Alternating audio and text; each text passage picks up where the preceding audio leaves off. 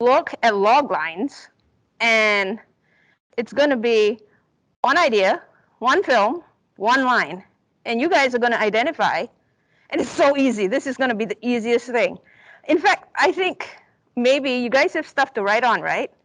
To keep you guys honest, maybe write down the answers as we go along, and then we'll see. And don't shout out the answers if you know, because somebody else might not. But this is like the easiest thing. And then from there, we can see how these ideas became, well, not became movies, but how you can distill the idea from that log line. Okay, ready? Okay, first one. Who knows now? Put up your hand. Nobody knows right off the bat. No? Come on, you know this. Okay, one. Khaled knows. Guys, come on, the only guy knows. Okay, I don't blame them because this is a guy movie. Nobody else knows? Okay, Khaled is the only one. What is it? Let's see if you're right, and you are right. The Godfather. Who else here? You wrote it down. Be honest. Who else here actually got that? Yes. And Karen got it, and Dina got it. Okay, cool. So be confident in that. So from here, from that log line, you can see what is the idea of this. Distill it to its very simplest form. Does anybody know what the story is actually about, what this idea was? It's actually very relatable. It is basically you, as the kid, not wanting to follow in the footsteps of your father. Let's say he owns a biscuit factory, and he goes like, when I'm old, you're going to become the biscuit queen, right? No, you go like, no, I'm going to make films. So it's very similar to this, and that's why it's also very relatable. But one idea. This one was based on a book, but the idea is sound, right? You ready for the next one? A lot more of you get this one. Okay, we got one winner. Anybody else? And Khalid again. No, we won't call on him again because he's. Anybody else? Okay. Yeah? Okay, let's go. No, but you put up your hand. Okay, Khalid, what is it? Django Unchained. Do you guys not like Quentin Tarantino? No? Oh, okay, yeah, definitely goes like he's okay. All right. This one is, of course, very specific to the situation. Metaphorically, this idea came about from slavery, from the oppression. Okay, so let's go to the next one. You have to know this one. Sanjit saw this and straight away he went like, I know this. Khalid, yes, I know you know. Does anybody else know? Put up your hands. No? Nobody? Khalid, what is it? Oh, that's a good guess. That's a good guess. Here's another example of how one idea, one line like this, can be the progenesis for more than one story. Collateral Damage had a similar premise, but this one takes place. What was the tower name? Nakajima? Nakatomi, yes. Trust the guys. The Nakatomi Tower during Christmas time, during a Christmas party, and of course it's Bruce Willis in Die Hard. Oh, now I get it. Karen gets it now. But you see, one idea can be made into different stories. Let's quickly go to the next one. You guys have to know this one. I've been saying that from the first, but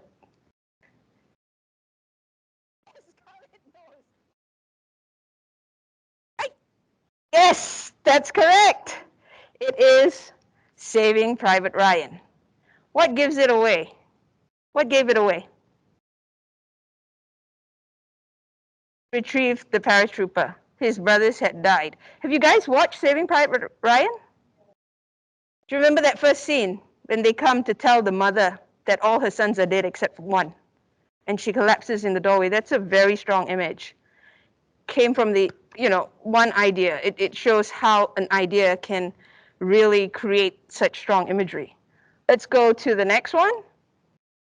I didn't even read. Oh, okay. Okay, I see two hands. Okay, nice, nice. More people know this one. Karen's gonna go like, I knew this after somebody says, right? Okay, that's fine. Let's go with, and let's see. Yes, indeed, it's E.T. Okay, so again, a very strange idea, and yet, what did you like about E.T.? You've obviously watched it.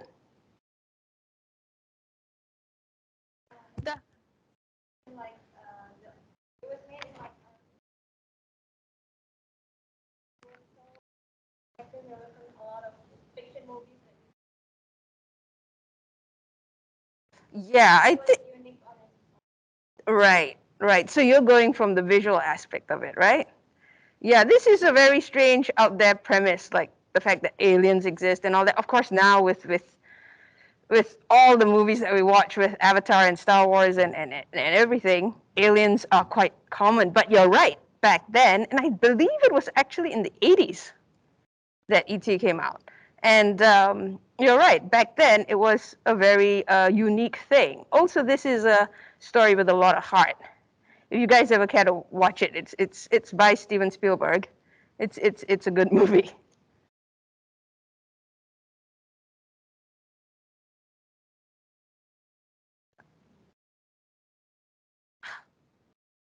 I love it when they think they know, because they sit forward. Yeah, okay. You know. Yes, let's have a look. It is Memento.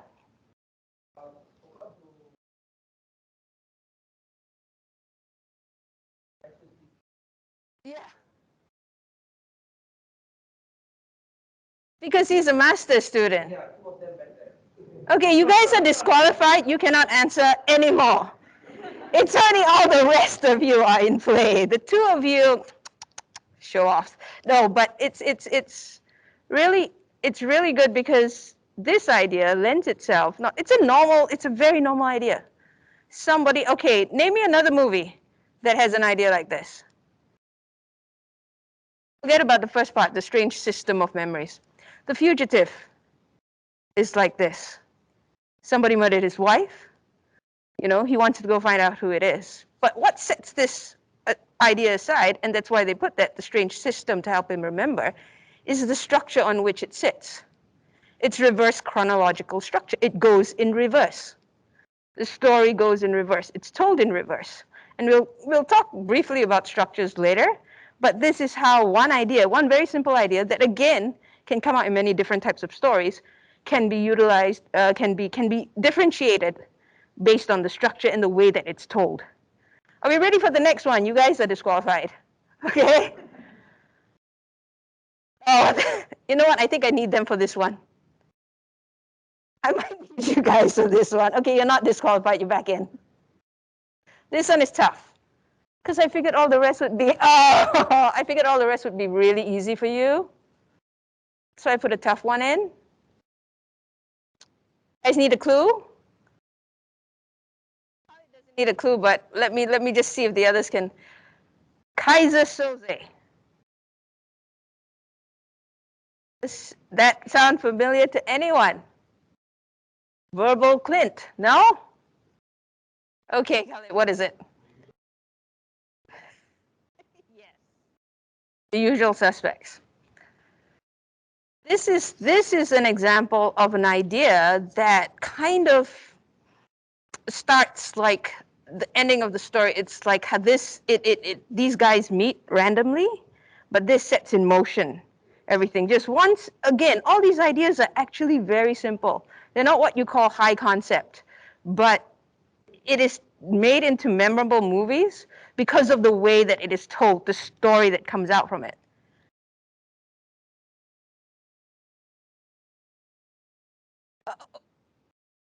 Okay, cool. Wait. No, call it down. Okay, Daphne. Let's see if you're right, and you are right. The Truman Show. What made it so memorable for you, this idea?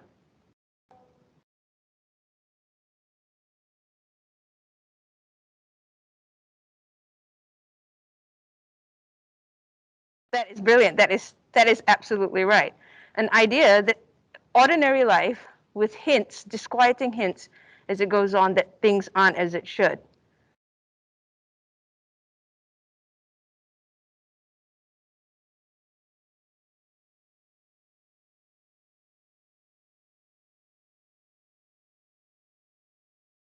No, Daphne? Not this one? Okay. Khalid, Dina?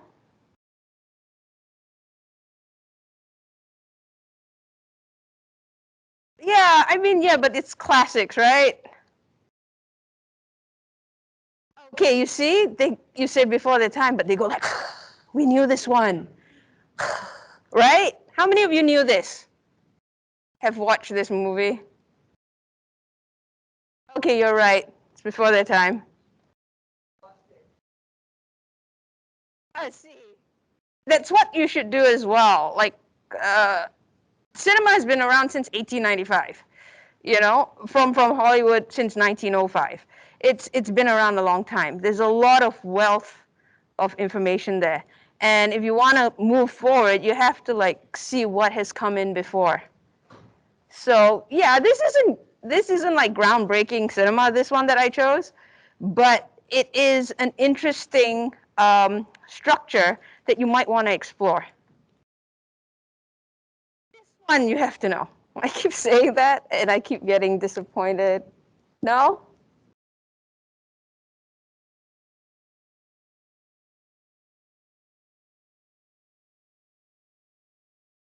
Yeah, well, close. It's around that. Let's have a look. Yes, Gladiator.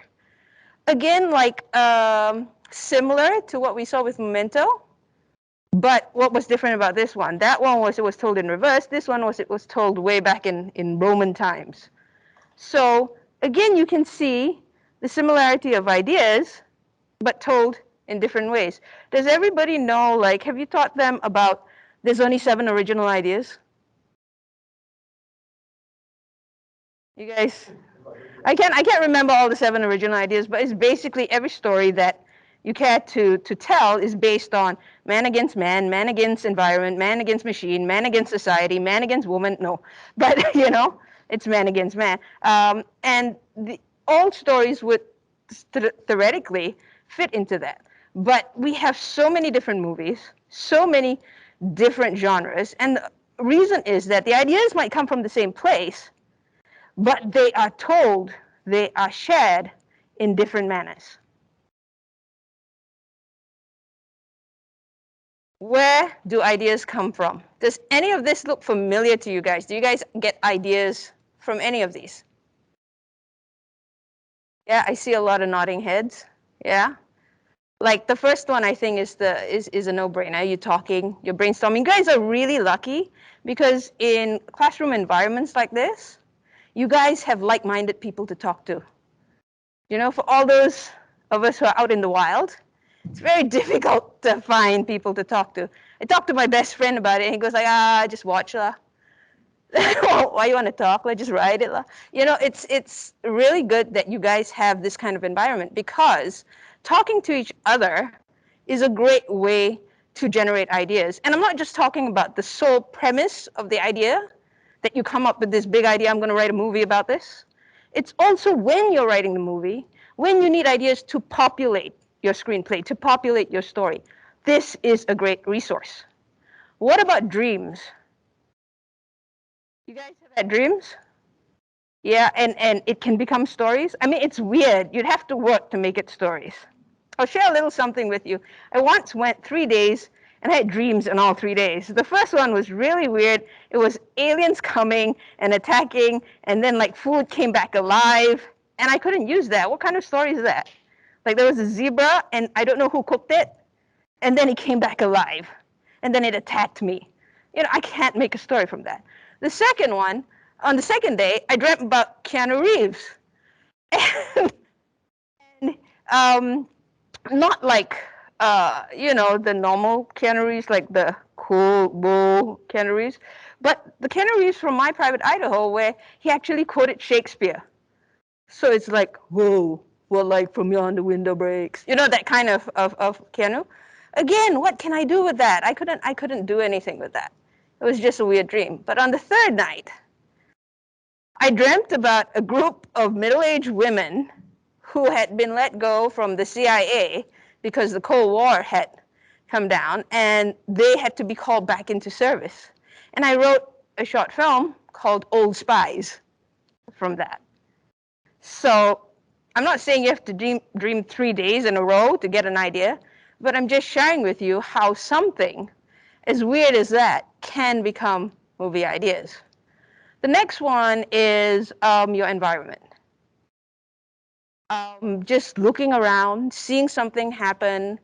I remember I got an animation story just from sitting in a backyard, and there were a lot of pigeons. I don't know why there were so many pigeons that day, but there were so many pigeons, and I came up with an idea of what if all these pigeons got together and became like a singing group.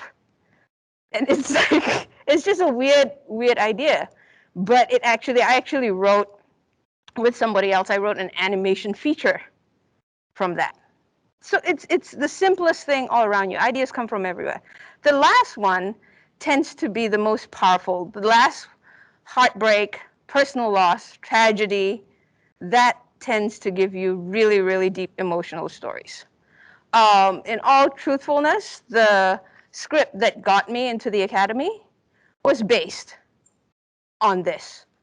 This is where I drew inspiration from. And one of the things about writing with it is I'm going to share it with you now.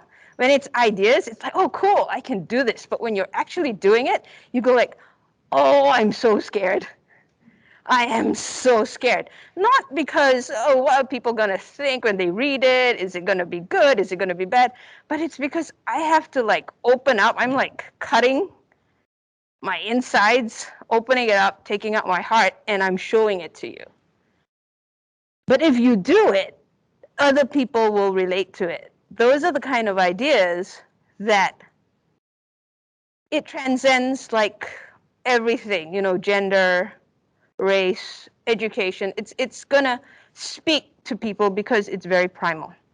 So just understand that ideas can come from anywhere and always be open to that. So what you need to do is all of these things. You gotta watch films. I remember this guy, he was watching the film, I was watching him watch the film. And the reason, no, he wasn't cute. It's the reason why is because he was so disgusted with the film. So like, this is a really bad film. I hate this film. And it was one of those Clash of the Titans kind of thing. I don't think it was that. It might have been, I don't know what movie it was, but it had to do with the Greek gods killing each other. And he said like, what if the gods could be killed because they're immortal? What if the gods could be killed? What if there was a human being who could kill the god? What if there was such a thing as a god killer to even up the stakes? And that was a brilliant idea. Just from this guy watching a movie that he was disgusted with. So, I mean, we all like to watch good movies, but obviously sometimes watching bad movies will give you good ideas as well. Okay, something to keep in mind.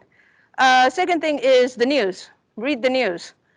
All around. If you get angry with what you see in the news, that's a good starting point for an idea. I think one of the most famous things, I don't know if this is allowed to be said, about 1MDB. Yeah? Everybody knows about 1MDB? The scandal where it's ongoing right now. 1MDB was this guy named Joe Low who took all this money from Malaysia and used it to finance movies in Hollywood. It's really quite famous. But it was in the news, it's in the news right now. And if that makes you upset or angry or it's funny, all these are ideas for you to explore. Read books. About books though, and it's really strange because in Malaysia I noticed it wasn't a thing, but in Hollywood, if you want to adapt a book, first of all you got to find out if it still has rights attached to it. And if there are rights, you have to purchase the rights, or the studio will purchase the rights, and then and only then do you have the right to adapt the book into a movie. Otherwise, you don't have the right to do that. It's also what dictates. Are you guys familiar with the Oscars? Yeah, okay, you should. Yeah, so in screenplay, there's original and there's adapted. And this is the difference between it. Original is just stories that are not based on any one particular book. Adapted, it's based, not even a book, it's based from a source material. Could be an article, a play, a book. So that's one of the things. But a lot of books are in public domain, meaning they have no rights attached to them. So it's also another place where I think stuff by Agatha Christie has gone into the public domain now. So it's stuff that you can pick up. A lot of classics you can actually take and adapt from that for free. You don't have to pay any rights. So books is another thing. This next one is controversial because I'm telling you to go out and go listen to what other people are. You don't know them, but you've listened to what they're saying. Because you can actually get a lot of ideas from there. When people talk to each other, it's unguarded. Another thing that this helps with is later when you're doing dialogue. Because listening to how people talk, that's going to help you or be able to write. Realistically, it's the funny thing. We'll talk about it later when we hit dialogue. But it's always good to develop an ear, to listen to people, the way they speak, what they say, how they say it, and to be able to kind of like put that in your memory banks. And the last one is basically myths and legends. We've seen a lot of, especially from Disney, a lot of movies that are based on fairy tales and myths and legends, and some of the best stories do come from that. So these are all huge, huge areas of where you can get ideas from. So some ideation techniques. I've covered some of them, which is you guys have each other, talk to each other, have healthy discussions. Don't go like, that's a bad idea, I hate your idea, I hate your face. No, it's be constructive with each other, listen to ideas, have an open mind. Even when you're by yourself, just write. Just write stream of consciousness. Just write about nothing, write about something. Ideas come from that. Use visual aids. Look at pictures. And even when you're writing, it's a very valuable tool to help set the tone of something for you. Music is another thing. I remember that what is that? That animation, the bird thing? Yeah, I just listen to Motown all the time because I imagine these pigeons just doing Motown all the time. And it actually worked because it gave a voice to just other than coo, coo, that's what voice is that. It really does help. Ask what if questions. Everything that you come to, if you ask a what if question, that answer will lead you to more ideas. Mind mapping is kind of play with like words that are related to it. Take a nap, have a shower. that's don't get on social media. Get on something that's going to free your mind. I debated whether I should share this with you guys because it's just so weird. But I get most of my ideas, even after, especially after I've got like, oh, I'm going to write this. So now I'm thinking of like dialogues and scenes and everything. I get it in the shower. I mean, like, it's like, I don't, it feels so weird to, I don't know. Does anybody else get that? Okay, cool. I'm not alone. For some reason, the water, the ambience, you start getting ideas. And then you go like, I got to write this down. And I have nothing to write with. And I'm wet. And my phone's going to like break if like, if I write it.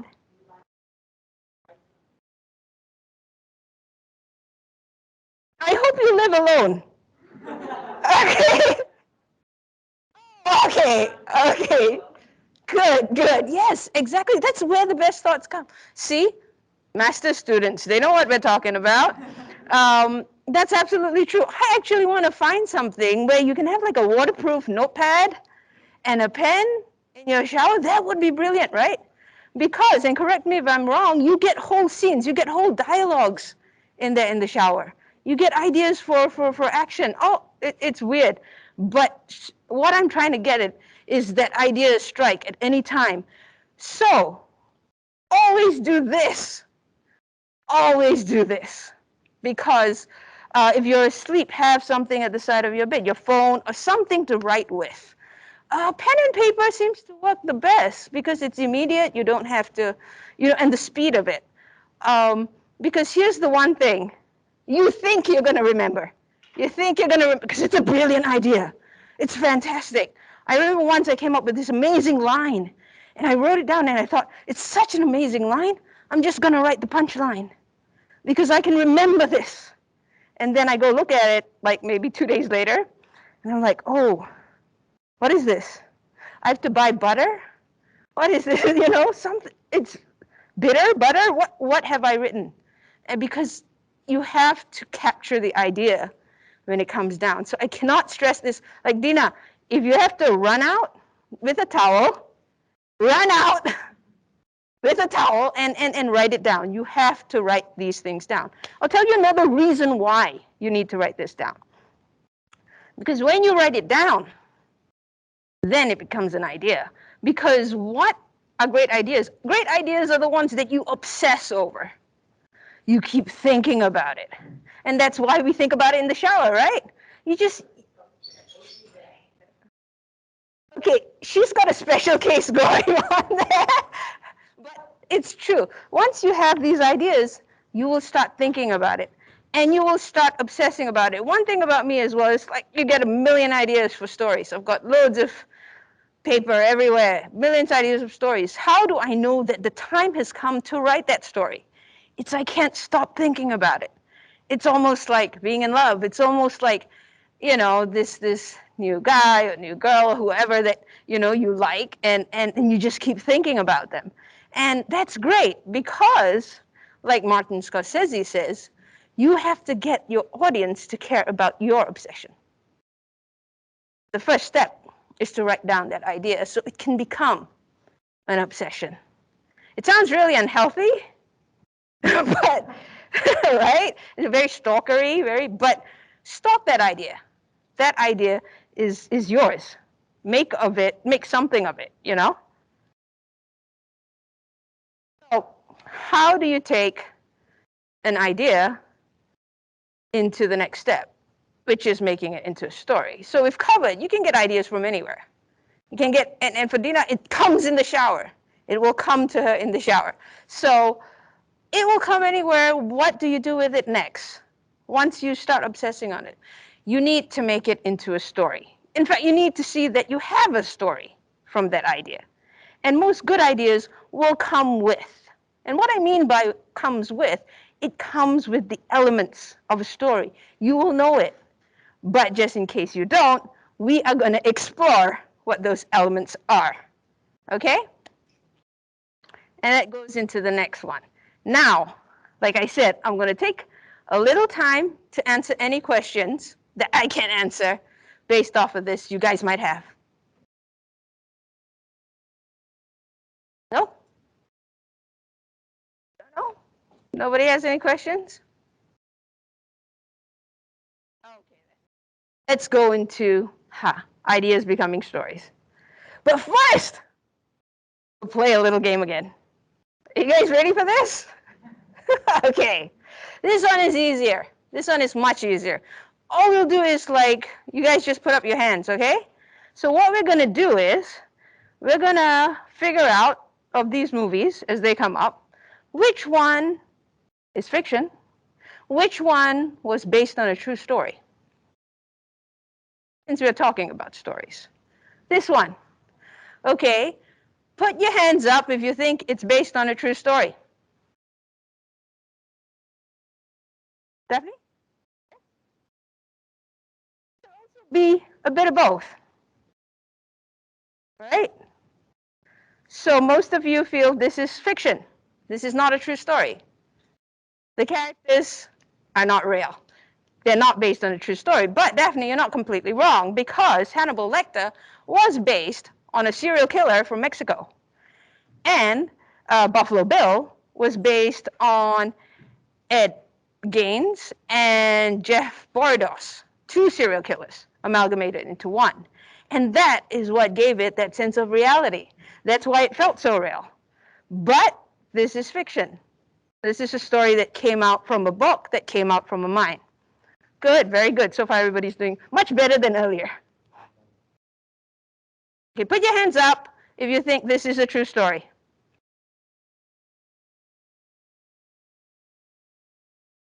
Anybody want to change their mind? No? This was actually based on a true police report in 1950 about the sighting of a gelatinous blob that fell from the sky, and that when the police went to investigate it, started glowing and throbbing. So a lot of people are going to go, well, yeah, the basis of it did come from a true story. But you'd never have guessed it. Because what you do is you take that story, and then at the end of this movie, it was eating everyone. So that never happened. But the basis of it was from a true police report in 1950s Nevada. Okay. Put your hands up if you think this is a true story. Okay, cool. It's not. It's not a true story. But we feel like it's a true story. Why do we feel like it's a true story? The events were real. The oppression, the segregation of that time, the treatment of the help in, I think this was based in Louisiana, if I'm not mistaken, in the South. It was very real. But this movie, the writer, Skeeter, she's not real. There wasn't this ambitious writer who was like, I'm going to free all the help. But it felt very real because of the events it was based on, because also of the characters that it introduced to us, you know, as extreme as it was. Because who can forget that pie, right? Yeah, so, yeah, exactly.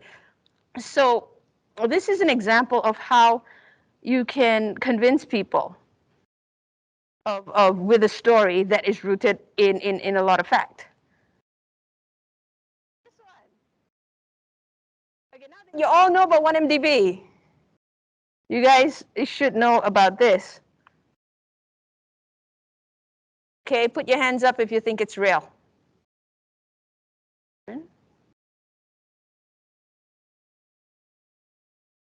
It's actually based on the book of the real life of Jordan Belfort. So it is real. And yes, you say both because it was told in a satirical manner. You know that part where he's drugged up and he falls down the stairs and goes to his down? You go like, that can't possibly be real. And yes, it was exaggerated. We don't know 100% if it really happened that way. And a lot of the characters that you see, you know, the guy who married his cousin, yeah, it's an amalgamation. It's not one person, because you're going to get sued if you put that out there. But it's an amalgamation. But it was based on the true book by Jordan Belfort. And of course, we played a part in this, didn't we? Yeah. Jerry Maguire, sports agent. Hands up if you think it's real or based on a true story.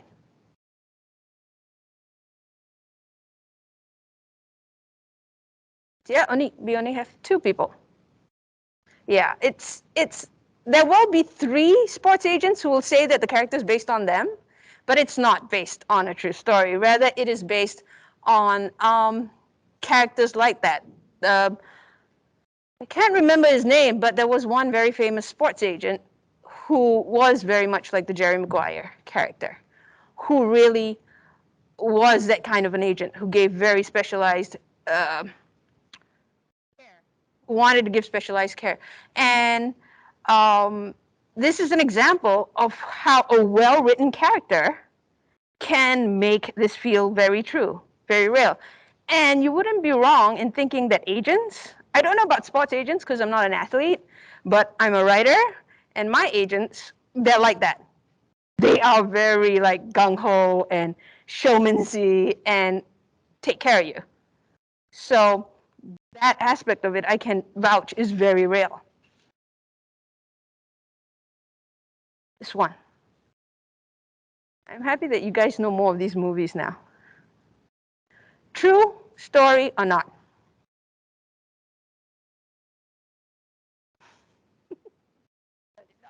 Not. It is not based on a true story, but it was inspired by the true experiences of the director, because he was a drummer. And in Juliet, he did meet somebody who was like this, and he did base the character on somebody he knew, but that wasn't his story. It wasn't based on a true story. This one. True story. Hands up if you think it's a true story. Julia Roberts really existed, man. Okay, it is a true story for the two of you who put your hands up. It is a true story. Erin Brockovich is based on a real character. She really did fight the powers that be. Did you two think it was not a true story? Eh. Okay, I'm interested in knowing why. Because of Julia Roberts? Oscar, but is it because it was because she was so glamorous? Well, I'm just curious. Yeah, I think psychologically that's what keep a lot of people. Here's this movie star playing this true character, because the real Erin Brockovich looks nothing like Julia Roberts, But it's like if you guys watched I, Tonya, Tonya Harding, Margot Robbie, right? I mean, not dissing. It's just what it is. And I think those maybe take you out of it. So, but this is absolutely a true story. The next one, by Northwest. Hands up if you think. Who does anybody know who directed this in the first place? Oh, well, it's right there, right? Okay. Okay. Okay. Ernest Lehman. But true story or not? It's an old classic. Again, you guys need to start watching classic movies. Okay? This story is about a guy who gets mistaken for a secret agent and is chased all across the United States, north by Northwest. So raise your hands if it's a true story.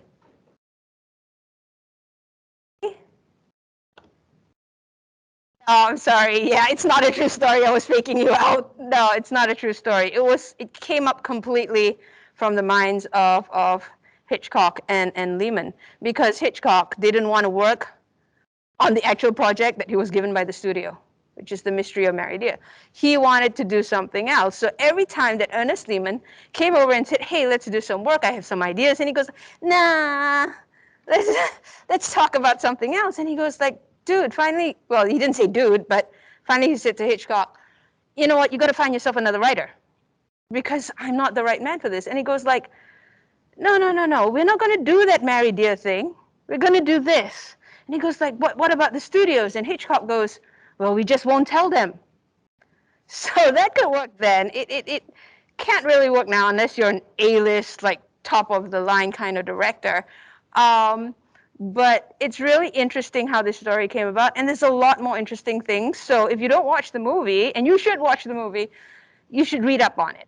There's a lot of filmmaking, ideation, things that are attached to this movie.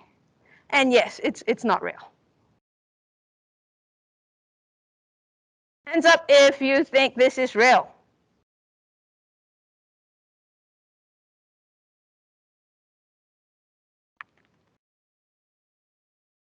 Okay, 4 people think it's real. It is absolutely real. This guy was a real con artist. And he is now working for the FBI, helping to catch other con artists. Why do you guys think this wasn't real? Was it because of Leonardo DiCaprio? Possibly, right? Same as the Julia Roberts issue. And if you think this is real. Even I can't like keep a straight face, right? Khaled, brave man. Anybody else? No? It is absolutely real. Michelle Philpott, on the day of her wedding, suffered an accident and got amnesia. She couldn't remember her husband. She didn't know she was going to get married. And they took it and they made this movie. It's Adam Sandberg. So, I mean, no, Adam Sandler. So, it's really strange. Ideas come from everywhere, whether it's true. Stories can be made to sound like it's not true, and they're absolutely true. This one. Instead of raising your hands, you just shout out, true or not true?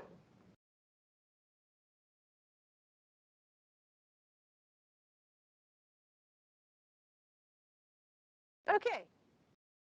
Not true. That's right. It's actually based off a book. The character Jamal Malik does not exist.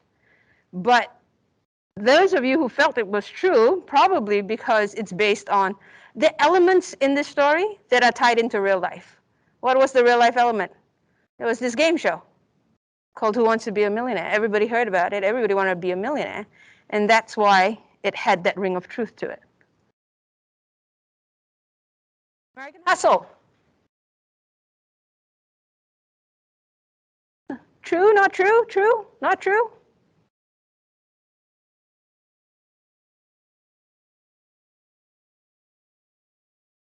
It's true. The FBI really did set up a sting, did really have a fake sheik, and did try to sting the mayor. So this one is based, but you guys hesitate because of the fact that it is, if you guys have seen the movie, it is very larger than life. But there's reasons for that. We always say that movies are a hyper reality of everyday life. If it was like every day and then you see the FBI in their van, it'd be really boring. So this is the reason why movies like this, which are true, do not seem to be true. Legally Blonde. Oh, wow.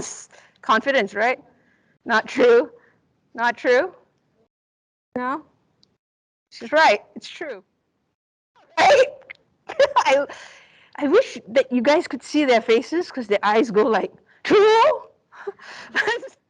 Because, yes, it's true. It was based on, what was her name? Amanda something, this woman who was the real Elle Woods, who decided she didn't go to Harvard, but she goes like, I'm going to go to Stanford because there's really good shopping near Stanford. And she loved pink, and she had that fluffy pen, and she wrote a book, and this movie was based on that book and her life. So again, the telling of the story will lead you in different areas. The last one. You guys have to know this, even though it's like, somebody used to call movies like this Zaman Tak Belum or something like that. Like, it's like from a long time ago. True or not true story?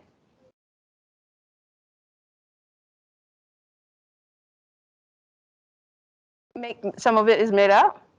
Okay. Because you guys are the master students, so I think you know everything. I know. No, that's a lot presumptuous. No, don't worry about it. Yes. It is actually based on the travels. The story itself about the immigrants coming during World War II is absolutely true. But there wasn't a Rick's bar. There was a bar that was kind of like Rick's bar and the events. So it is, again, a bit of both. A bit of fact, a bit of fiction. But married together to make us wonder whether or not it was really true. And do you know why you put these elements together? Because ever heard of Mankiewicz? He wrote Citizen Kane, and he had this to say.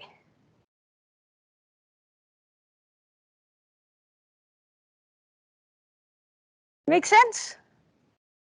Make sense? That's why we always go like life is stranger than fiction. That's a very good movie, by the way, as well.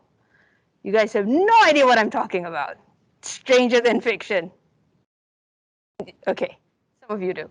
And the fact of the matter is, what we will accept in real life, we will find it very hard to accept in the movies if they are too strange.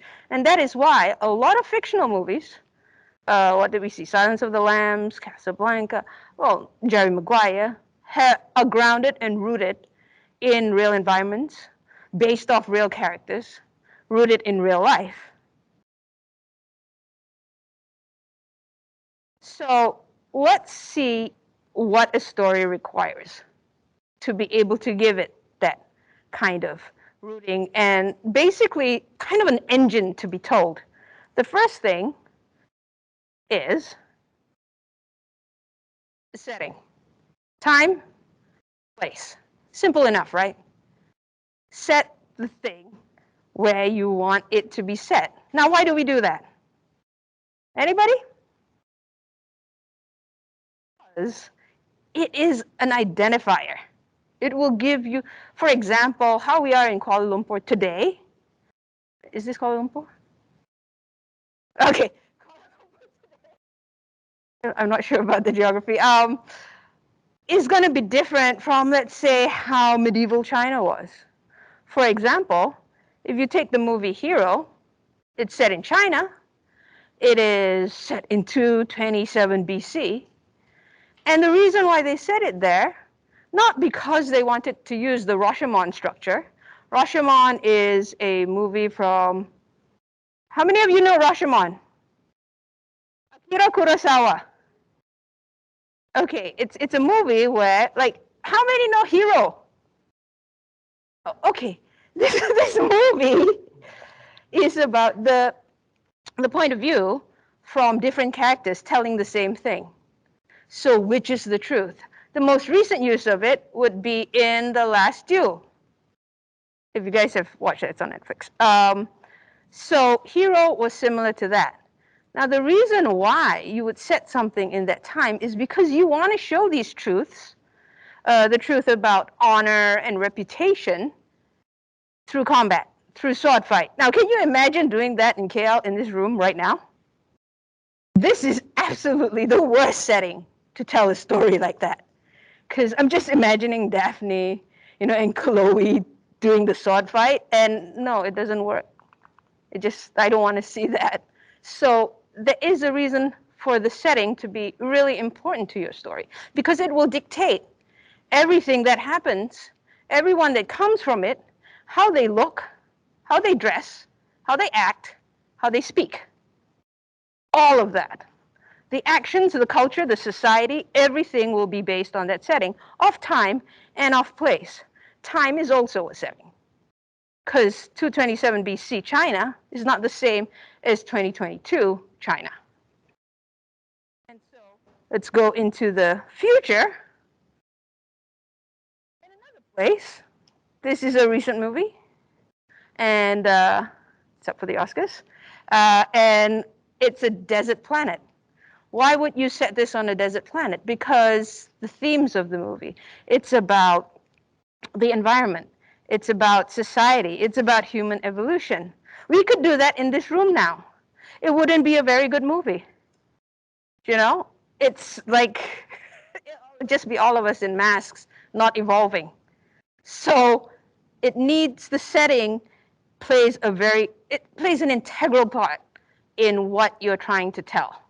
It is actually kind of like the foundation for where things sit. Example of something I wrote. And it's set in 1929. It's set in San Francisco. And I haven't been alive that long, so I didn't see this firsthand. But basically what I was trying to evoke is a feeling of the place. And how this place felt should really look like this, which is what I was talking about, reference pictures that will help you in your writing. And if you do your job as a screenwriter, as a filmmaker, as a storyteller, what you're going to get is people getting this from it. The setting becomes a character in its own right. Nothing is wasted. It is not merely the foundation of your story, it becomes a part of it. It affects the characters, it affects what happens in the story, much like it was another character. These are things to bear in mind when you're taking that idea and trying to massage it into a story form. We go to the next one, character, and if I'm not, okay, you guys, some of you will be familiar with this. Character, for the purpose of this, everybody knows your story will have the character, who they are, how they are, but most important in your story is you have to know what they want as opposed to what they need. And why do you need to know both? Aren't they the same thing? They're not. What they want is what they know, and what propels their action, what they need, most times is not what they know. It's some hidden intangible that if they get, will actually fulfill what they want. So, like all of us here, we need to answer to this. To be happy in life, you must be able to know the difference between what you want and what you need. But that would make a very boring story. So what you need is a character who doesn't know what they want and what they need. And you guys are going to kill me, but we're going to go through another one of those where you guys are going to, I don't know how this is going to go, where you're going to identify based on the want and the need what these movies are.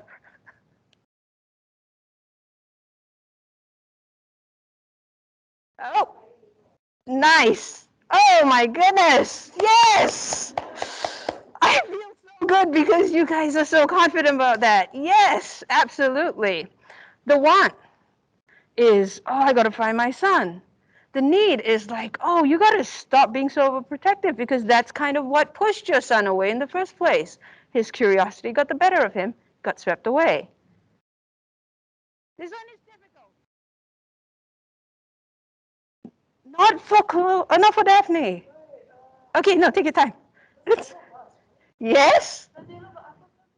It's okay. It's not called Yellow Bus, and don't look it up.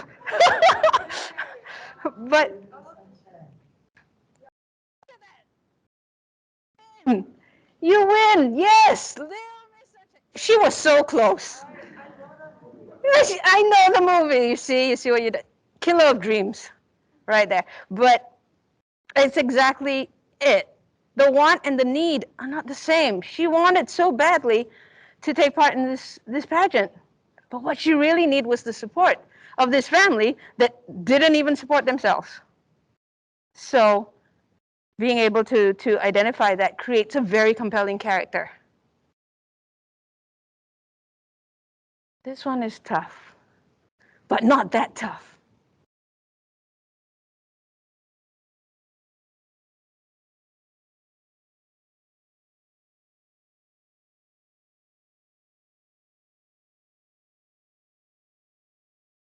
Hunger Games, yes! She's like, Hunger Games. No, you got it correct. Exactly, it is the Hunger Games. Because in the Hunger Games, well, the first one anyway, we saw that, you know, it was all about she wants to win, she wants to win. But in the end, realizing that if she sacrificed herself, she'd be able to get out. And that's what you really need. You need to get out of the situation you're in. Okay, this one is weird, but you guys, this is so easy because it's so specific. He wants help a child, fix his marriage. He needs to realize the truth and get closure. He's going to jump in if you don't answer quick.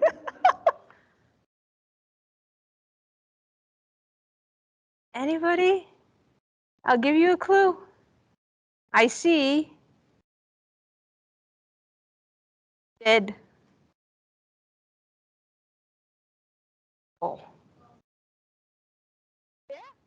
Out. Let's have a look. The Sixth Sense. Exactly. So this is a very strong example of how you, by subverting it, what M. Night Shyamalan did was basically kind of give you, like, this is a want. It's a very, it's almost the need for most of the movie until right at the end there you go, no, this was not the need. The need was this. So which is very, very, it's stellar storytelling.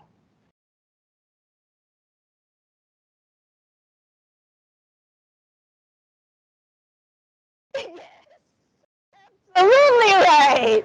I love it when they get it that fast. Yes. Yes. That's,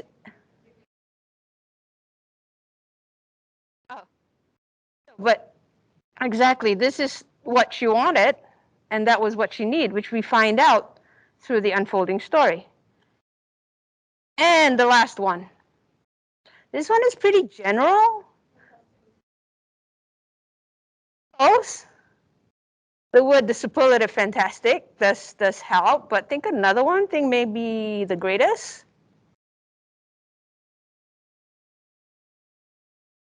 And it is The Greatest Showman.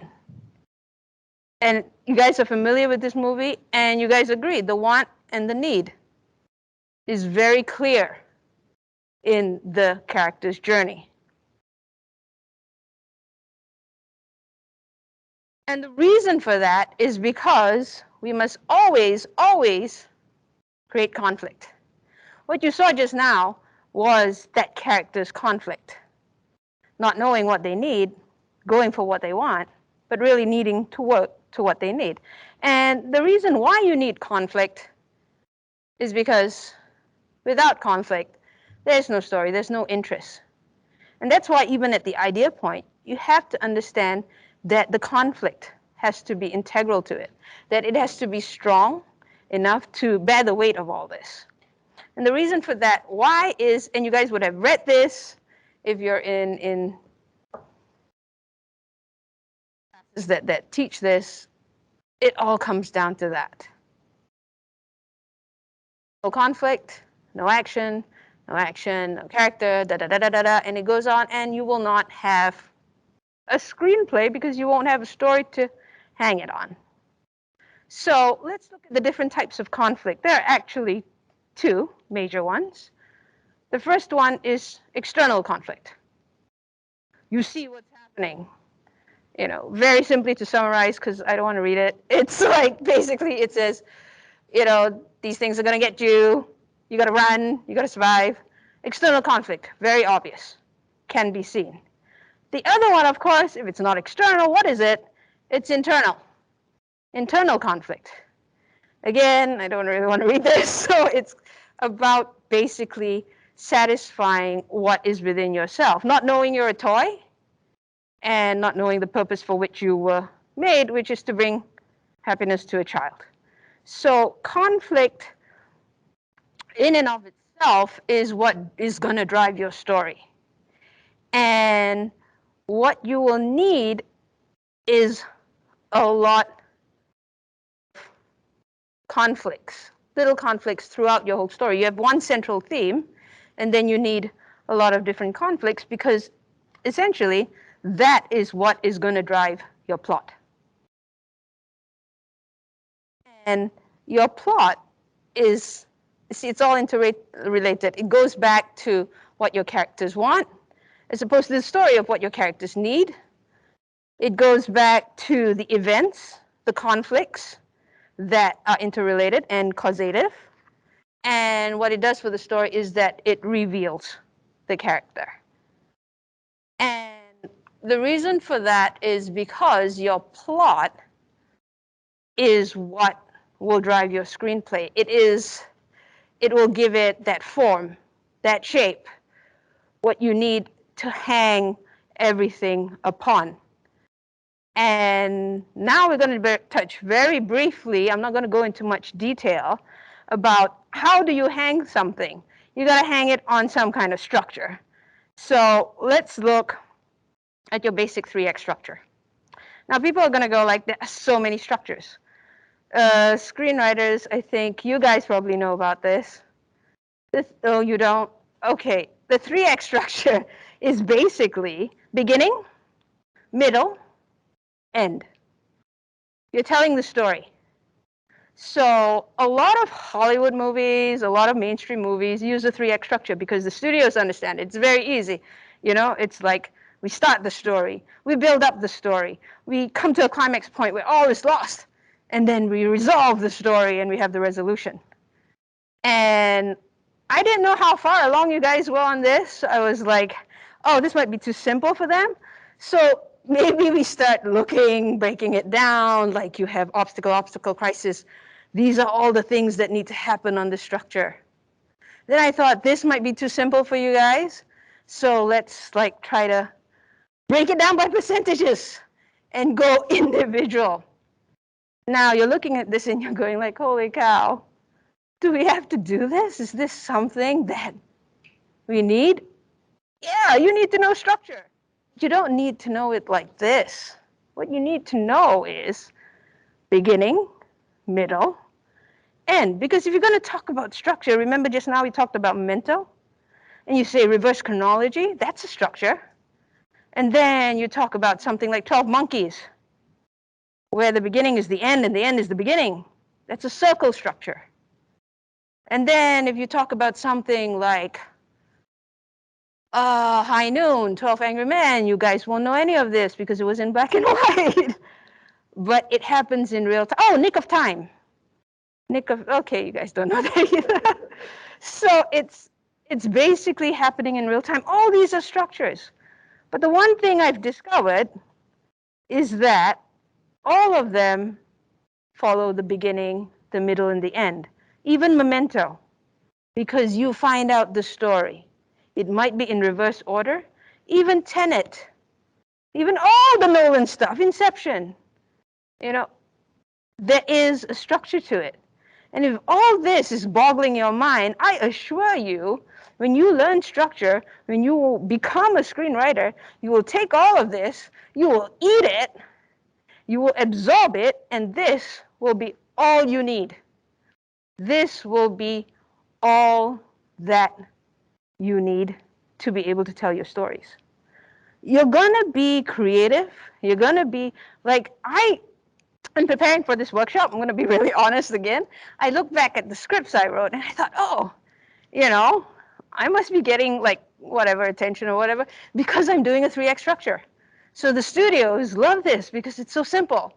And then when I looked at it, and like 4 out of 5 scripts are not. They're not linear 3x structures. They're the Fabula Suzette structure, which is Russian for meat. And I only know meat. Suzette is the arrangement of things. So the meat is the story and the arrangement of things. For example, the story I told you about, the one that A Boy with Kite, is the one that got me into the Academy, and I told you it came from heartbreak. I actually started that in a very weird way. It was, I think, set in the 70s or the 80s, and they were 2 kids playing in a field, but the audio that you heard was from an art gallery happening right now, a show. And that had nothing to do with the actual, well, eventually it had something to do, but it had nothing to do in the structure-wise of the story, which was set maybe 6 months ago. So it still had a beginning, a middle, and an end. So eventually, to write your stories, if you can hang it on that structure, what I want to tell you is tell the story the way you want to tell it. But what did Mankiewicz say? Make sure it makes sense. Have a beginning, a middle, and an end. And that is what your plot will sit upon. All right. And now we go to the last part of stories, which is theme. Are you guys familiar with theme? Yeah? Yeah, it's written there. It's the main story. You've got all the action, you've got all the plot, you've got your characters. What are you actually trying to say? Now, we've looked at the plot, and the plot sits right on top there. And it's, I think, all the actions and stuff. And then you've got the story that sits underneath it, because the plot helps you tell the story. And then, right below, supporting everything, is your theme. It is what, to me, is one of the most important things in your story, because you can't tell people about it. It's all very secretive. It's all very secretive, but it's right there. And you know what the function of it is? Because when you see a movie, you see it, you hear it, you experience that, but there's something more, you feel it. The thing comes into you, and that comes from your theme. And your theme is played out by your characters. It's very important to have theme, because it's also the thing that is going to relate each and every one of us, irrespective of where we come from, what we do. So as an example, like Moby Dick. So what it's all about is the ship that hunts for a white whale, and the story is this Captain Ahab who must get that white whale, because I don't know, I didn't watch the movie, but I think it took his leg, it took his arm, it took his eye, I don't know. It took something from him, and so he vows obsession and vengeance on this. And we all understand those elements, and that is the theme behind it. Life of Pi. Most of us have watched it. Read it out to me, because I can't see it.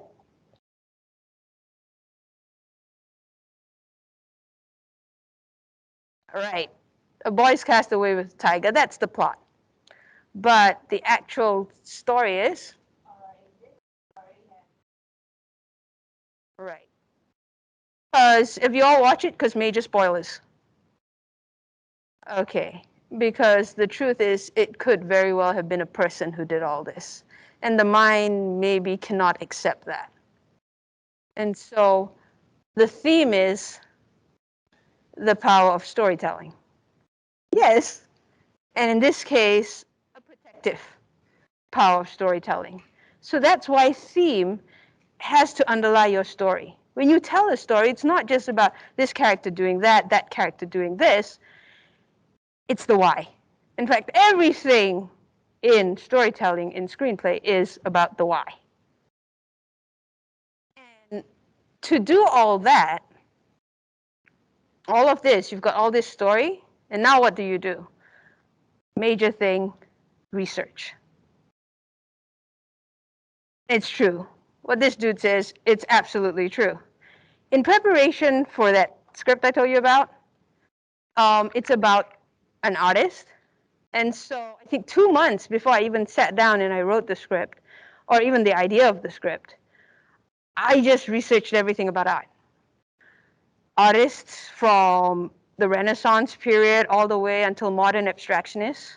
I didn't do any writing. I just read and learned about artists, their artwork. I learned about their technique. I learned about their lives, how they were born, how they died, everything in between. I learned to make paint. I learned to stretch canvas. I didn't actually physically do it, but I learned it. Because then when I was ready to write, I knew my character so well. So in that moment, what I'm able to do is consciously and subconsciously be able to channel all of that, because I knew all these things so well. I came prepared to the table. And I actually, for the life of me, I'd never been there. I set this story in Nebraska. I don't know what Nebraska looks like, so again, research.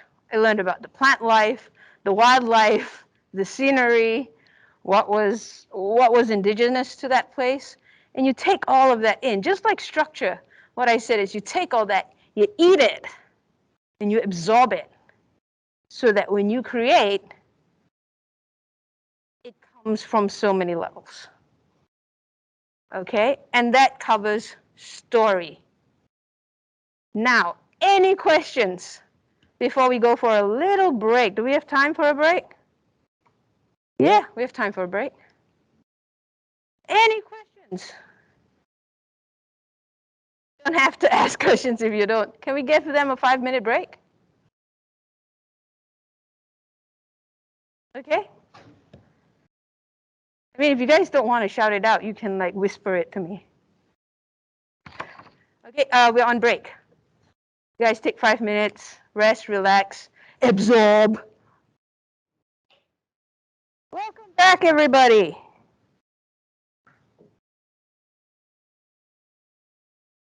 Did you have a good rest? Oh, are you ready to dive back in? Okay, the next thing that we're going to be talking about, I call it elements, but basically what it's going to be about is the different parts of a screenplay, because you guys must be familiar with some of these. The most important thing about a film is the location. No, it's the script. It's the script, the script, the script.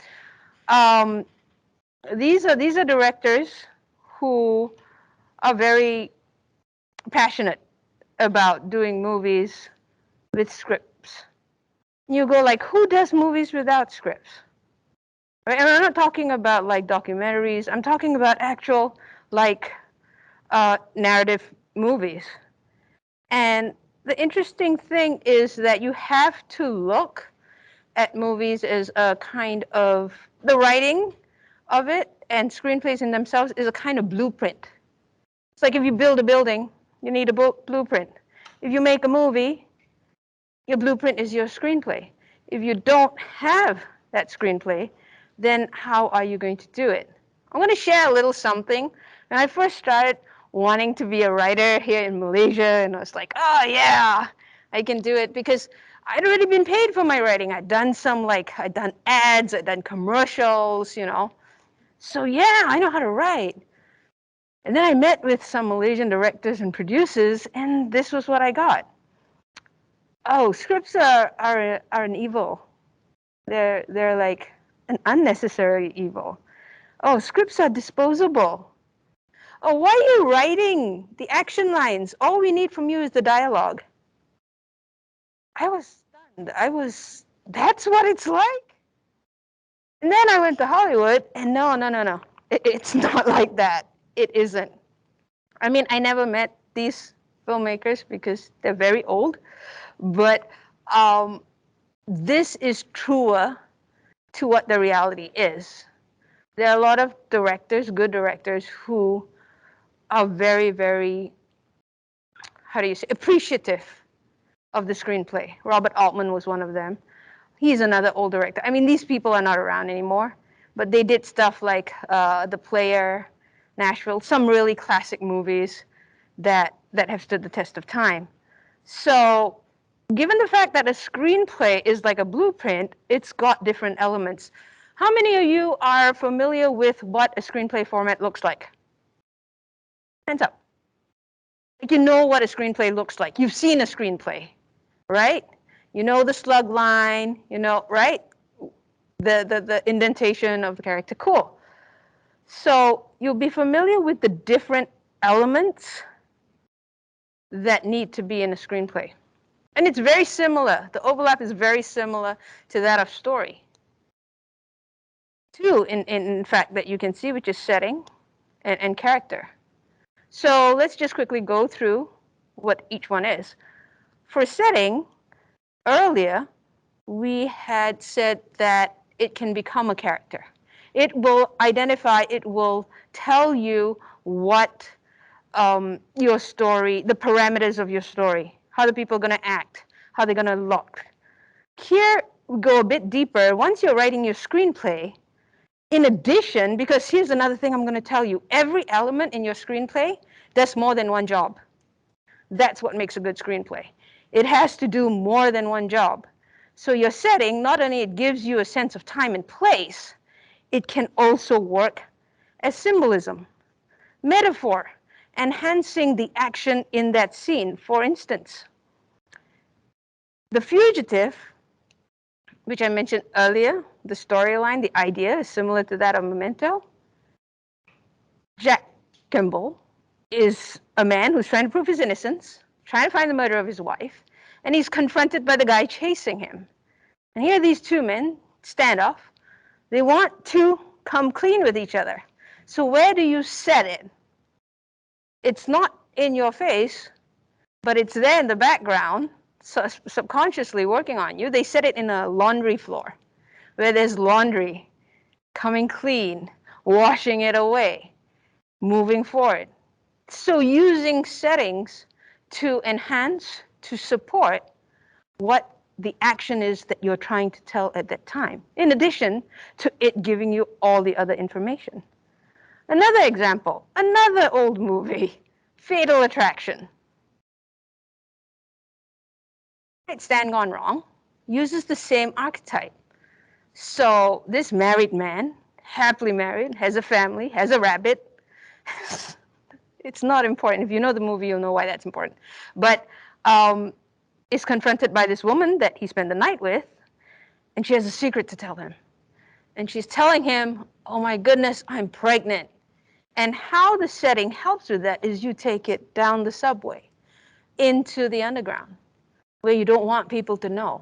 Subconsciously, you see them, that movement of that setting going to that is going down, is actually giving layers to your storytelling. It's giving layers to what the action is about, enhancing it in almost a subconscious way. And those are the things that setting can do for you in a screenplay. It's not just a slug line. It's not just where it is, what time is it. Use it to, again, do double, triple duty if you can. And how you do that is how you describe it. The scene descriptions.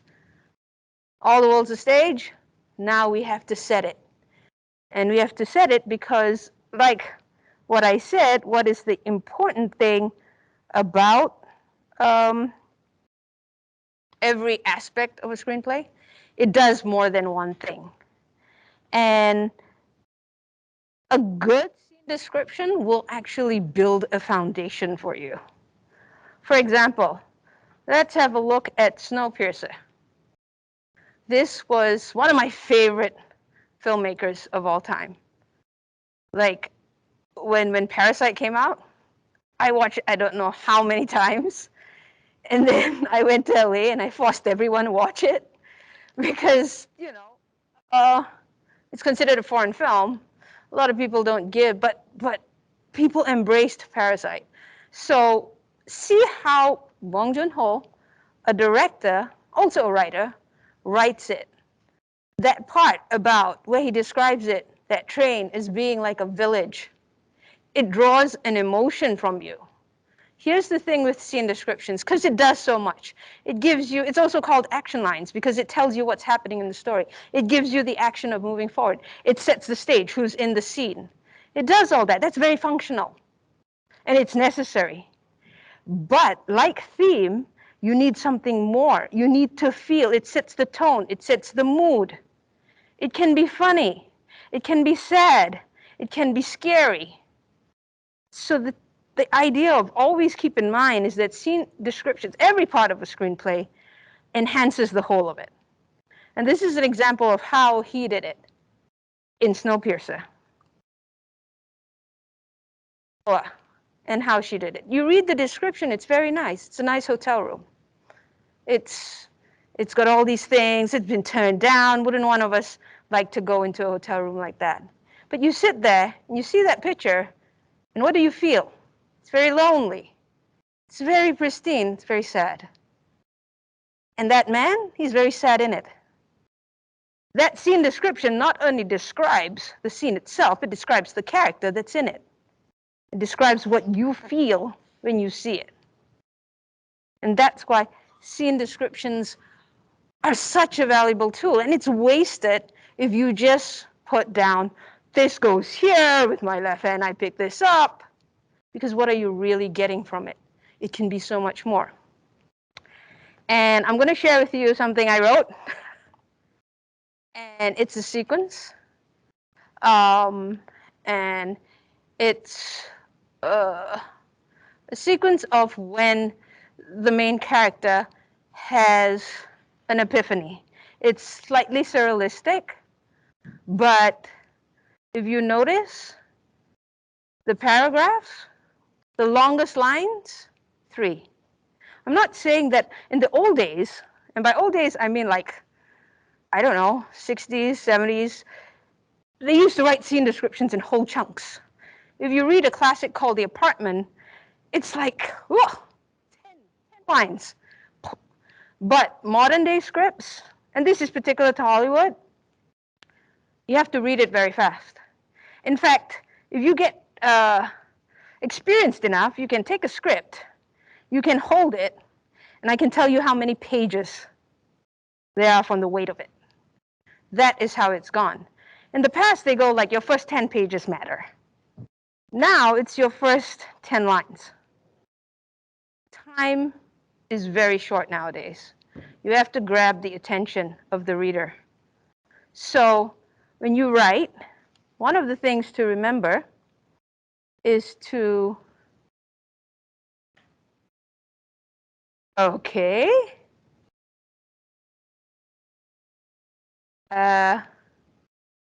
it's stuck.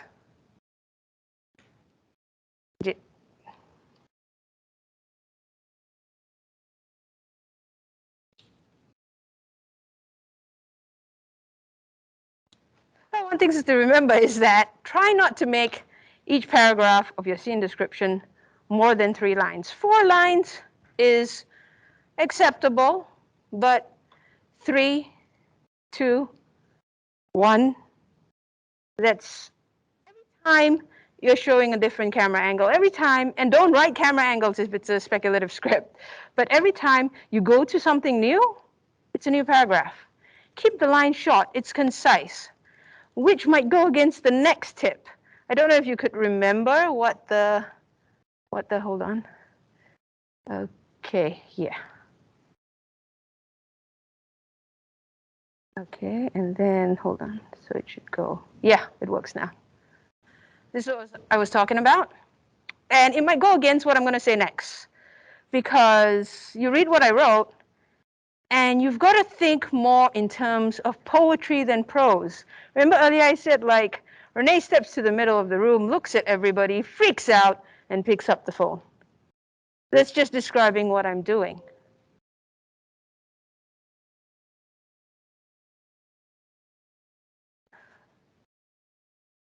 Okay, so when you write,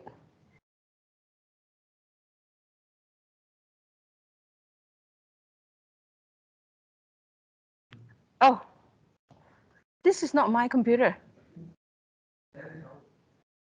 My computer is here, unable to shut off. So we'll just continue over here. So,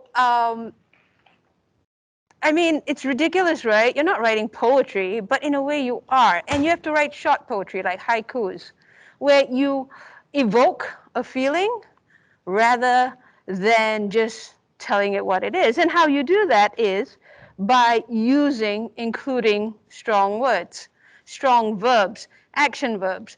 Trampled something that I wrote, and trampled savage flowers, glass that has been chewed up, spat out. You'll notice that I like that a lot, all the spitting stuff, because I'm going to show you something else towards the end. Just strong verbs that are going to almost punch the reader, because then you grab their attention. But don't just make it all strong words, because if everything is strong, then nothing is. So have that lyricism, have that poetry flow through you. Visuals are key. End of the day, what is film? Film is a visual medium. We're using, as screenwriters, or as anybody who's writing a story down to film, yes, you're using words, but what you need to do is understand how those words are going to translate into visuals. That's why they always go like, write what you see. But a really good screenwriter will also, while you're seeing it, kind of poke at your inner core and kind of write what you feel without writing what you feel while writing what you see. That's confusing, but what it means is that with what you see, you evoke a feeling.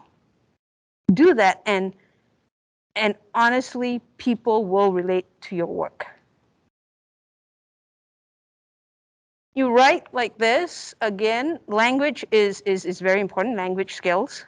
Whatever language you're going to write in, you have to be sure you're good in that language, specifically for dialogue. But it really helps if you're good throughout because, your action lines matter as well. Complete words, you've seen like action lines that go bam. That works. Action lines that go she wilts. That works. You do not, what you're trying to get across is the feeling of it, the emotion of it through the visuals of it. You're not writing a novel, you're not writing a book. You're writing to a particular scene and action. But you're doing it, you're utilizing as much as you can. Because all this needs to create a visceral kind of emotion in you. What do you feel when you read this? Not just what do you know, but what do you feel? Okay? And a lot of the story is based on characters that come into your scene descriptions. And you've heard this before probably, that stories are character driven. I believe that. I've met people who say, no, it's so boring. What do? You follow a character and hope they do something? No, because when you start your story, you have to care about who it's happening to. If you don't care, then why are we here for that story? So let's go on to characters and understand how or what makes those characters that we love, or we love to hate, that pull some kind of emotion from us. So this is true for me. I love characters that are not I can't stand characters that are superhero. I don't mean Marvel. I don't mean that.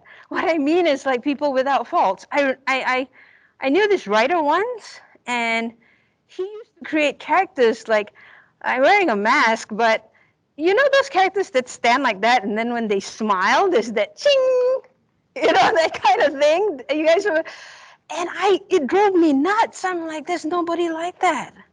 That's not real. If I met somebody like that, I'd run in the opposite direction because this can't be real. This is scary. Not true to what we know of the human experience, because characters are just like us. We're complex, weird, sometimes broken, but really different human beings that exist a lot internally. And when I say exist internally, I mean our needs, what we need for our bodies, what we need is a sense of security. And then it goes more deeper and deeper. We need, to feel good about ourselves. We need to have a higher purpose.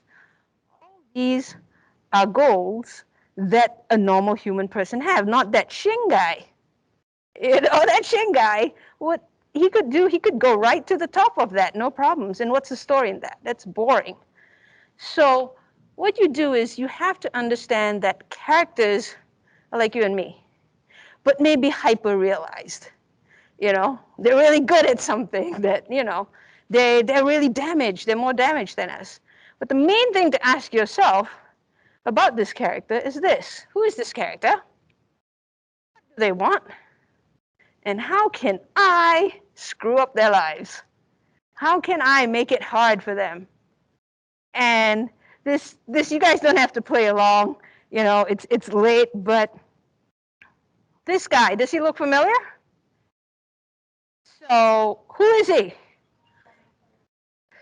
That's the actor. He's also James Bond. And as James Bond, what is he? He's an agent. He's a spy. And what does he want? He wants to save the world. So what do? I put a whole bunch of ridiculous villains between him and saving the world. So that psychologically, physically, I put him in harm. I don't give him any security. I beat him down, his sense of self-esteem. I make him fail again and again.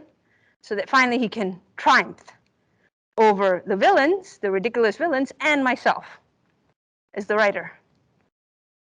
Next. Look familiar? Silence of the Lambs, Clarice Starling, the agent that goes after Hannibal Lecter. Who is she? She is a fresh agent, out to prove herself, woman in a man's world. What does she want? She wants to catch Buffalo Bill. She wants to use Hannibal Lecter to do it. So what do? We make Hannibal Lecter not help her easily. We make him draw on her inner pain. We torture her. Because, again, it's obstacles leading to how she can self-actualize in the end, which will then lead to satisfaction. And the last one, very famous, Keanu Reeves, John Wick. Okay? So we all know this story.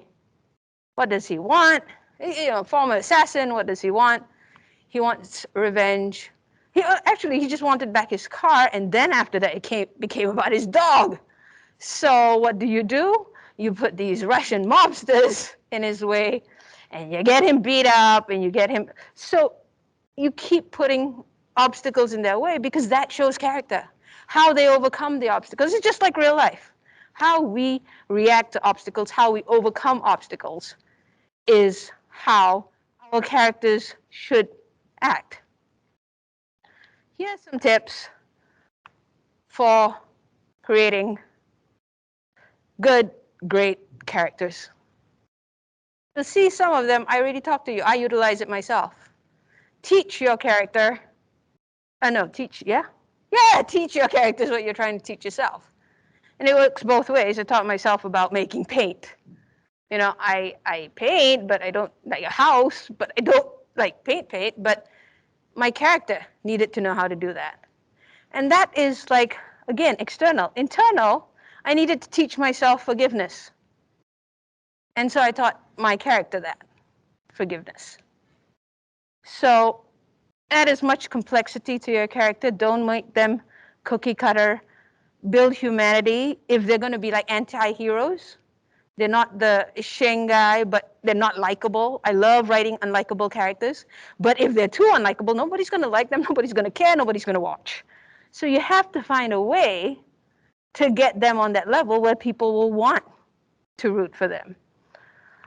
Go the opposite. Have bad guys who are sympathetic. Have good guys who are awful, but still worth rooting for.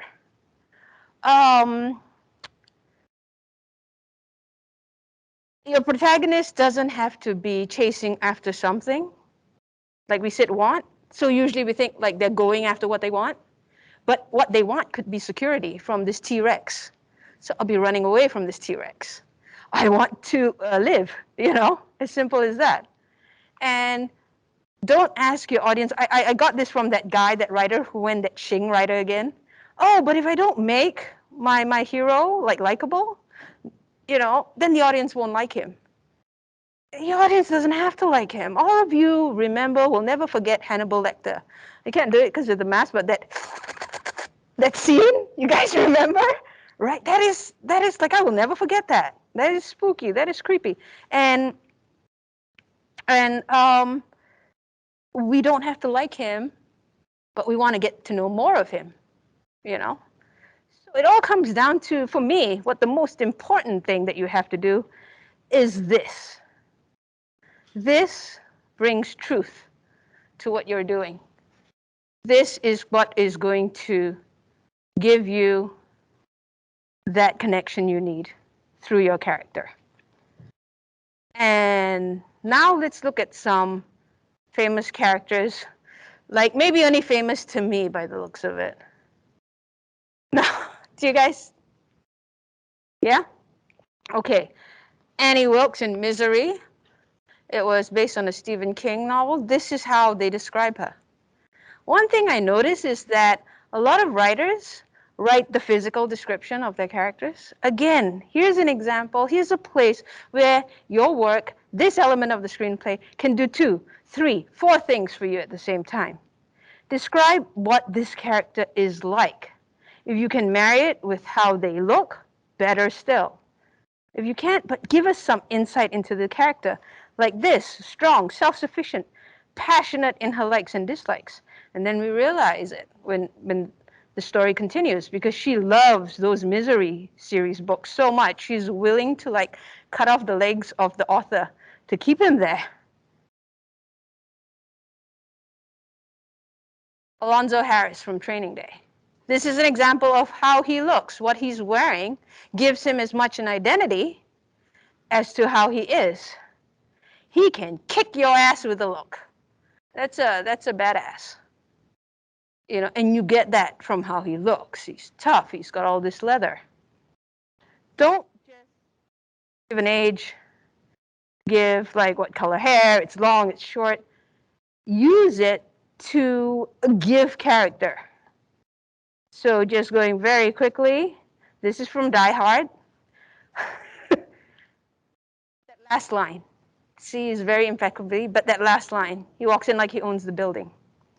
And in a way he does. That kind of writing. This was, I think, written by, gosh, I can't remember. I want to say Shane Black, but probably not. It gives you so much flavor. Makes you want to keep reading. Green Mile. Read that. Draws you in. Gives you a full description of how his clothes fit on him, and it's not just because they're ill, that's showing you what he's wearing. It's how he wears it. It's too short. It's like him in his own skin. He's not a guy who's, comfortable in his own skin.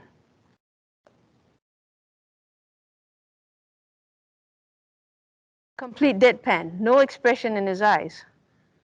Tells you a lot about this character. He's dead inside, or bitter, or has erected a defense. Again, you guys got to watch old movies, honestly. And the last one, Terminator, the original. Very interesting description. She's pretty, gonna stop the party, but you like to get to know her. So it's very conversational, but it gives you a sense of who this person is. So again, like in descriptions, use this opportunity to create a tone, create a mood, create something that's going to be memorable, because it works not just for the reader, it works for you when you're writing this person, because this person starts to become so much realer than just the sum of their parts, than just what they look like, than just, elements like that.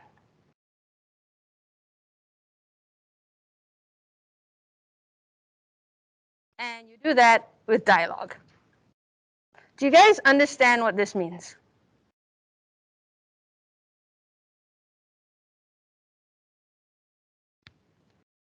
Basically, really good dialogue is subtext. It's what's not being said. It's what lies beneath. You see, the thing with dialogue is we all love it so much. We all think we're really great at it because it can do so much. It tells you the story. It tells you the character. It tells you where, things are going. It's a joke. It makes you laugh. It's so easy. But when you use it that way, it's just wasted. In fact, as one of my rules is when you're going after a dialogue, use tweezers and a scalpel. Cut as much of that off, because this is not a radio play. This is a movie. If you can show it, show it. Don't put it in your dialogue. Your dialogue is there, again, to do double, triple duty, to create that sense of a person, to reveal character through how they speak, through what they say, through what they don't say, by hearing what they say. So, last, I promise. I promise. And it's really easy. These are some lines of dialogue that nobody would never have heard, and let's see if you guys can identify it.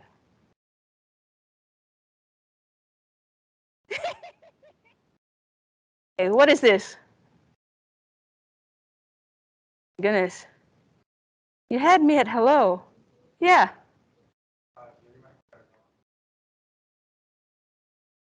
Yes. I was going to give extra bonus points for 2 more lines from this movie, but now I don't know. You guys want to take it? 2 more famous lines from this movie. One that goes before, after this. You had me at hello. You complete me. Owe me the money. All this. Why do we, well, or not in your case, but why do we remember these lines? Because they speak to the character, to the relationship. You had me at hello is between Jerry Maguire and his love interest. You complete me, same thing. So next one, oh God, you guys are never gonna get this.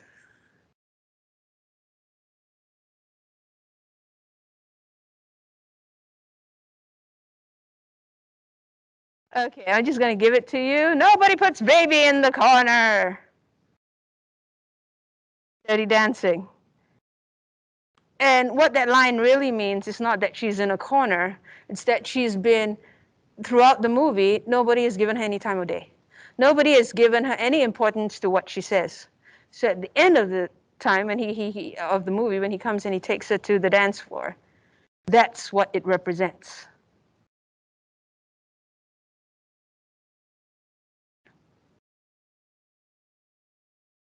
Tom Hanks. Yes, you're there. Apollo 13. Yes. Houston, we have a problem. Do you guys know? These are actually iconic lines. Oh, okay. That's why I thought it'd be easy. You can't handle the truth. You want the truth, you can't handle the truth. I'm tempted to ask you guys to look it up on your phones. Yes, Khalid. No, it's not. It's Al Pacino, but this wasn't Al Pacino. This was Jack Nicholson. You want the truth? You can't handle the truth. A Few Good Men. Okay, got it. Yes. I have 4 more of these. I'm like tempted to like, you have to know this one.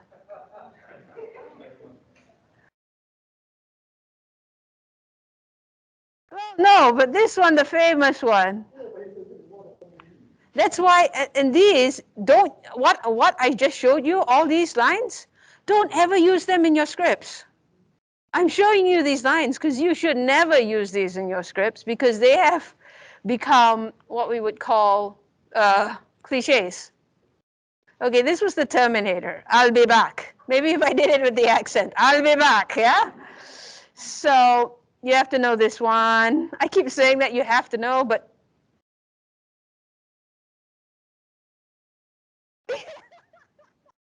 yes, with visual cues, Titanic.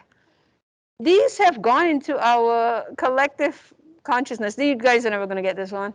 It was the same, it's the theme I was going for. We're going to need a bigger boat. It's Jaws. Are you saying that because you kind of get it after? Yeah, okay. And the last one.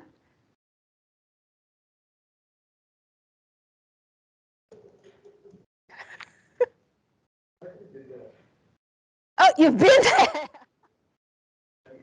Okay, so, he's disqualified because he knows it. This is a very famous scene. This is a very famous scene from When Harry Met Sally. Oh! So, Ever, remember these lines. Don't use them. Okay? Because these are famous lines, even though, because after you see it, you kind of know it. But these are famous lines. And so much so that unless you have a good reason for it, don't don't use it.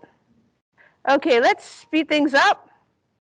A good film script should be able to do it entirely without dialogue. As I was saying earlier, it's it's not a radio play. This is a film. So use the film to show your story. I'm going to now list down very quickly certain things, just like I told you just now. Don't use those lines ever, right? Here are some issues with that you should avoid as well. Okay, so the obvious exposition. Exposition is the killer of dialogue because it's the simplest thing. I want somebody to know something, so I go there like, hey, like I told you earlier, this thing happened. When it's terrible. It's like, it's lazy, and audiences actually know this. This is a very lazy way of getting your story across. Like what I said, use scene descriptions, use action lines, use the visuals in addition to the character dialogue to get that message across instead of having the characters say everything. Oh, last night somebody died, blah, blah, blah. Maybe, show it in the obituary newspaper, and he goes like, I'm really torn up. We were friends. So there's always a better way to say it than just saying it outright. Secondly, overwriting. Overwriting is when you've made your point, you don't get out. You keep talking about it again. When she comes into the room, everyone disappears. Wow, you're so like into her, right? Oh, I'm so obsessed with her. I didn't need to know that because I already knew that.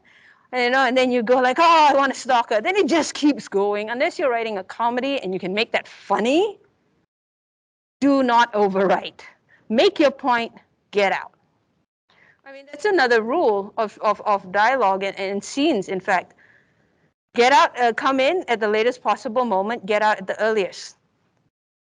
Exaggeration, overdramatics, melodrama, all that reads as fake, We see it in the movies sometimes and we go, oh, that's so fake, so don't do it. Everyday pleasantries, I hate this. I hate this as well as what I call crap words.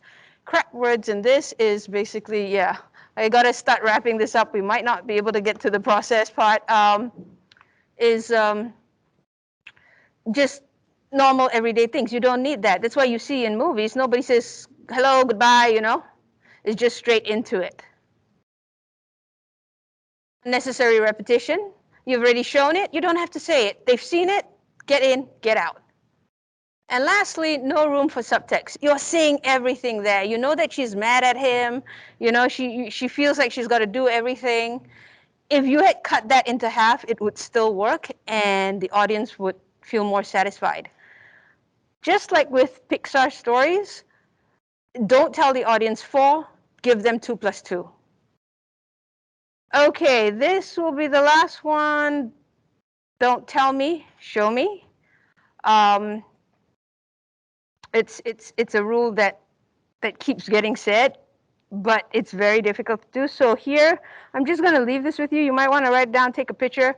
These are exercises you can do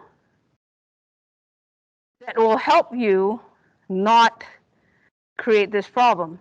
Go over your script again and again. All writing is rewriting. Okay? I actually had that last part, but I think it's going to take too long and we're out of time. So it's not really anything. It's just a recap of everything. So I think we can call it a day here. Yeah?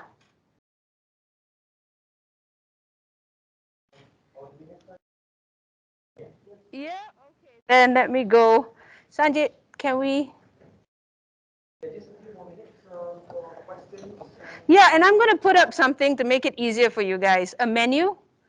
So you can pick, oh, I want to order that. Can you answer that question? Okay, just go right to the end. Because I was going to tell you guys, remember how I told you about those directors from, locally when I was studying? No, it's this one. Yeah. I wanted to tell you that there are directors who really, and some of them are big names if you've heard of them. Ridley Scott, Clint Eastwood. You've heard so many terrible stories about Ridley Scott. Like he's such a terrible person and he's such an a-hole and all that. And it's true, he is. But I mean, when you have a meeting with him, all he's doing is doodling. He loves to draw, so he's drawing, and you're like, oh, he's not even listening to me. And then he will turn to you as the writer, and he'll go like, you I respect. And why? Because I tried writing, and I can't do it. And that's Ridley Scott. And he goes, and so I really respect this art form from you, and he will treat you with respect. Unfortunately, he's not so good with actors. Clint Eastwood is another one. And same reason, because he said, like, I tried to write, I can't do it. It's amazing that you guys can do it. And then he told me he used to work with this producer, Don Siegel, and Don Siegel told him this advice.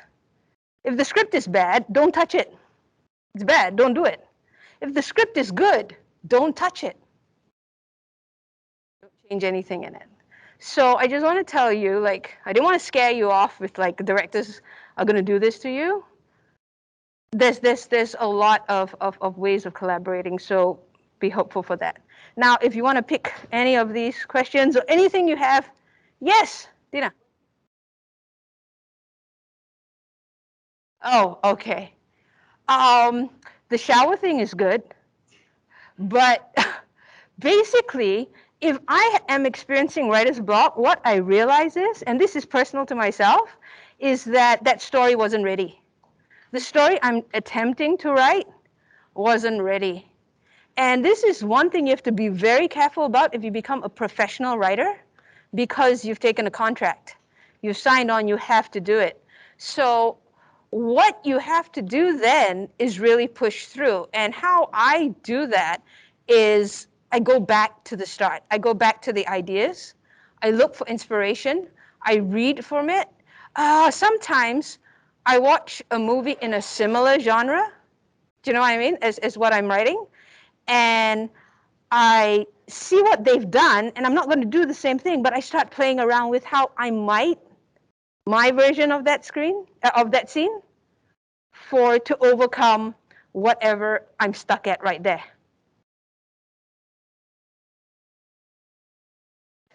I've actually, I think, only been stuck like twice. One time I abandoned it because I realized that the story wasn't ready to be told. The second time, that actually helped. Watching another film put me in a mindset, and I know a lot of people, well, not a lot of people, somebody else, another writer I know told me, like, I'll never watch a film in the same genre as I'm writing because I don't want it influencing me. But here's the thing. If you have a story in your mind, how can that possibly influence you? All it can do is kind of enlighten you on what's been done before. And if you don't know what's been done before, how are you going to be original? So that's worked for me. Come again? Yeah. Derivative of it. I have a naturally kind of rebellious nature. So if I see somebody else has done it, I mean, I don't want to do that. I want to do something different from it. I fear that I do it without knowing. And that's why I say always watch as many films as you can, read as many scripts as you can, because then you know what's out there. And your danger of being derivative, of being contrived or old hat, or doing something that's already been done is lessened because you know that it's been done. Good question. Oh, yes. Oh, okay. Locally, one of the things is basically social media. But there's a lot, it comes down under protecting yourself as well. You got to do your homework. Like, you can actually get in touch with producers or go onto sites or even Facebook pages where they have posts where there are jobs available in the local industry. And actually apply for those. And once you're in there, you will form a network. Like what I said here, if a bunch of you, enough of you go into the industry, that becomes your network. You will form a network. Are you talking specifically about here or Hollywood? Because it's different rules. Both. Okay. In Hollywood, if you are an unrepped writer, meaning you don't have representation, you don't have a manager or an agent, it's pretty much the same thing. You're going to have to rely on pounding the virtual streets and looking up for job postings and your network. But if you're a repped writer, if you do have a manager, that will be done for you. They will put your name out there. They will send your products out. So that's why in the Hollywood system, a lot of people like the brass ring is to actually get representation, either a manager or an agent. But really, to get yourself out there, to get known, is to write. Write a lot. Submit to, if you want to look at the international platform, submit to film festivals, like the Austin Film Festival. Submit to, like even the Nicholl Fellowship. Try for that. There are a lot of avenues, because those type of avenues that you go to will, if you place, you don't even have to win. You know, if you place, let's say in the top 5, the top 300 scripts in the world, there will be agents and managers calling you to have a look at your work. Yes. Come again? What did you write about? Oh, what I was talking about, Boy with Kite. Yeah. It's not available online. Well, it might be an old version of it. But the minute, because it's in pre-production right now, so the minute it actually gets cleared, I'll probably be able to make the script available to you guys. So yeah, that's what I wrote. Yes.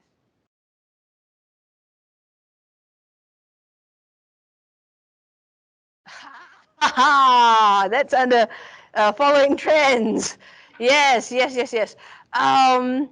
No, I have never done that because of some very good advice I got from the beginning, which is like, what you see the market wants to see right now, by the time you finish your script, that cycle's going to be over. So you're going to be chasing that, and you're going to be like, at the end, what you need to do is have something that's either at the forefront of that, at the beginning of that, or just something original that is going to herald in. Don't chase trends, like create it. So personally, no, I've not.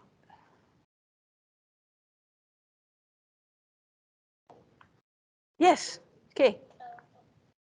Oh no, you.